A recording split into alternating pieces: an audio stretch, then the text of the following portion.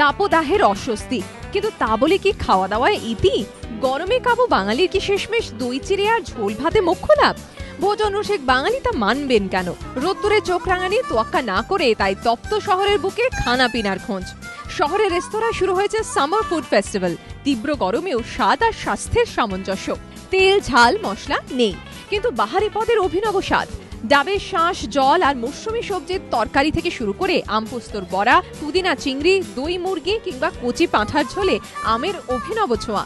পাশাপাশি রয়েছে স্টাফড করলাও। খাদ্য তালিকায় নতুনত্ব, আবার স্বাদেও নতুনত্ব।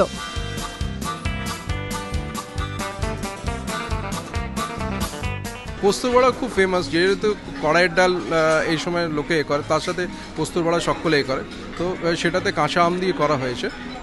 ফ্লেভারটা টক টক একটু রয়েছে। গরমকালে খাবার খেতে বলে, কিন্তু কী ধরনের খাবার খেতে বলে সেটাই অনুযায়ী আমরা করছি। গ্রীষ্মের ফেস্টিভ্যাল, গ্রীষ্মে আমরা কী পছন্দ করি? একটু টক, একটু লাইট খাবার।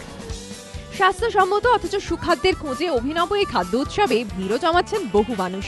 গরমে খাবার টেবিলেও রীতিমতো দাওয়াত। সমিত সেনগুপ্ত রিপোর্ট, এবিপি আনন্দ, কলকাতা।